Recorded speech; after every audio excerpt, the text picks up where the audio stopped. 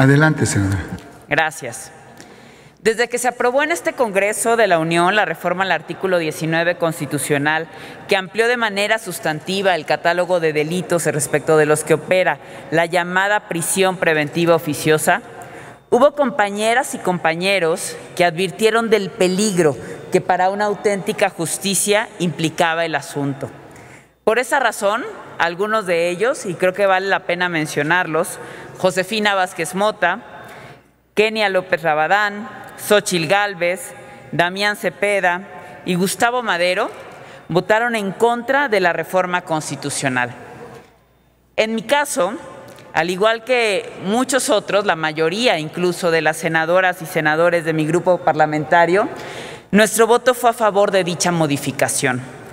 Lo hicimos dando un voto de confianza, creyendo que esta ampliación podría ser una herramienta para combatir la impunidad, pensando en que la ampliación del catálogo de delitos que ameritan prisión preventiva oficiosa combatiría la llamada puerta giratoria, que permite que muchos delincuentes tarden más en entrar en la cárcel que en salir de ella, y sobre todo pensando en la cruda realidad que atraviesa nuestro país y en particular cada uno de los estados que representamos.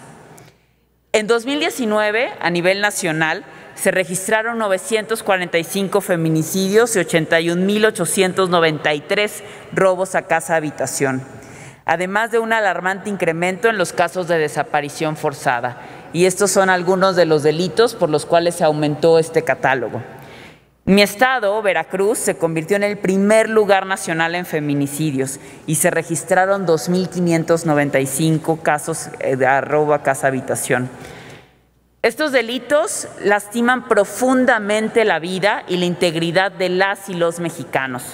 Y sin duda, esta reforma parecía una oportunidad para combatir la crisis de violencia e inseguridad en la que está sumergido nuestro país.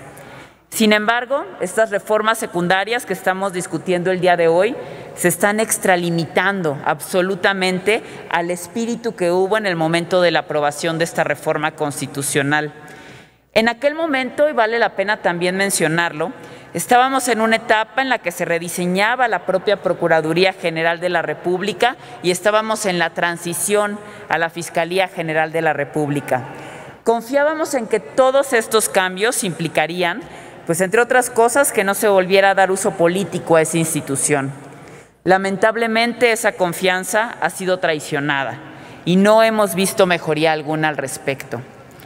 Reconozco que mis compañeras y compañeros que en aquel entonces advirtieron de los riesgos de esta acción estaban en lo correcto.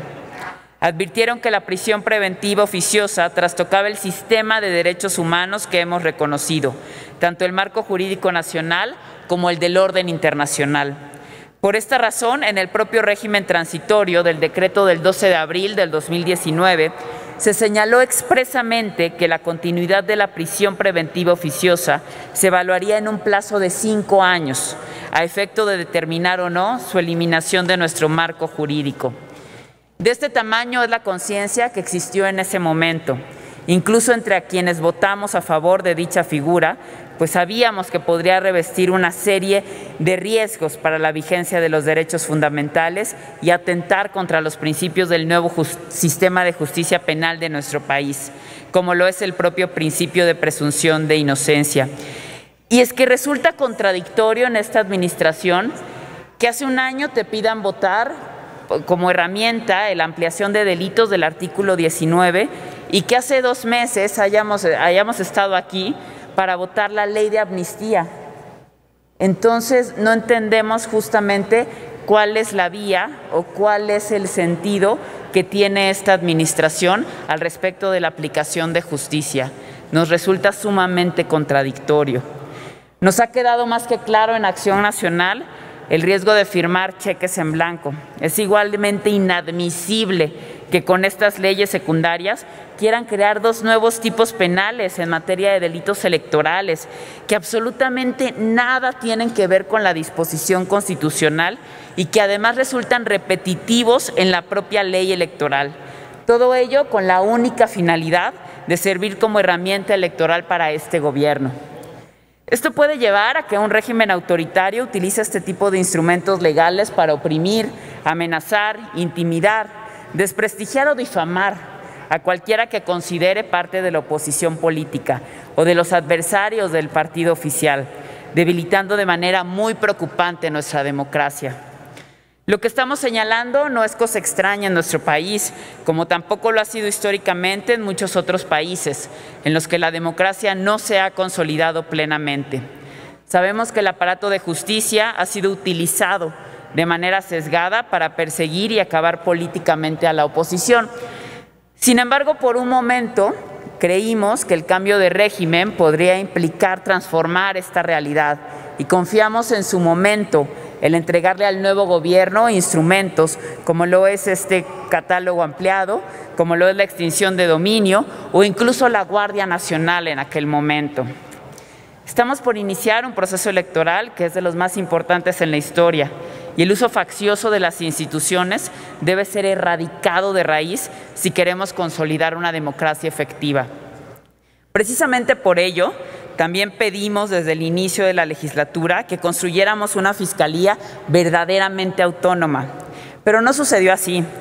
Hubo algún avance, sin duda, pero quedaron en el tintero muchos aspectos que propusimos para ese efecto y que no fueron aceptados. Ahora vemos por qué. Porque no se quería que la Fiscalía fuese realmente autónoma.